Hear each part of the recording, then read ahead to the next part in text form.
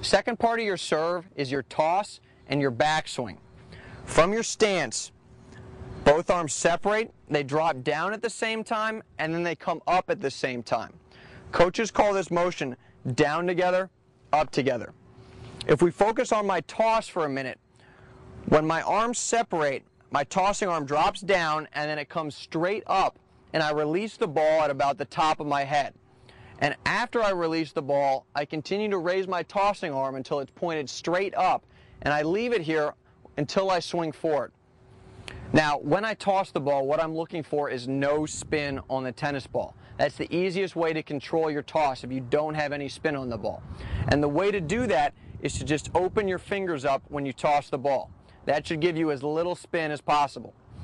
Also, when you toss the ball, you want to toss it so it's about 1 to 2 feet higher than your contact point.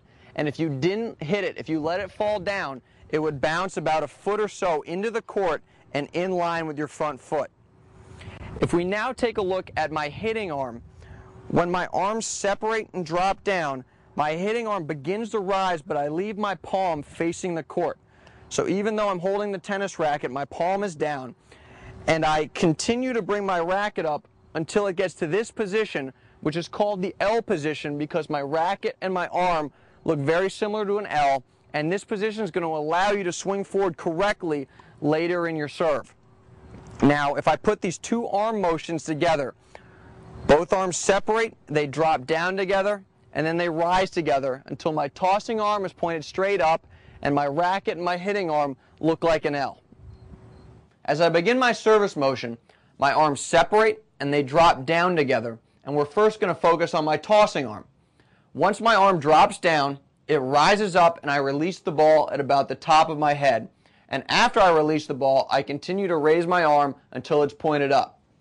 If we now look at my hitting arm, once it drops down, I begin to raise it, but I keep my palm facing the court as I bring it up, and I continue to bring it up until I get it to the L position.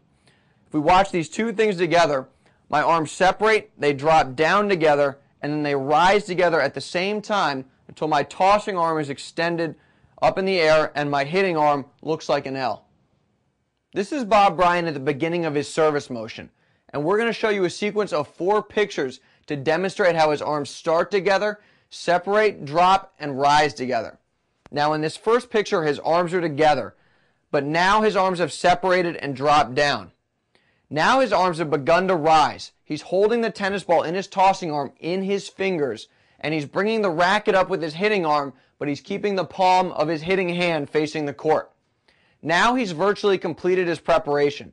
He's tossed the ball, and he's continuing to raise his tossing arm. He'll probably raise it a little bit more, and he's got his racket and his hitting arm in an L.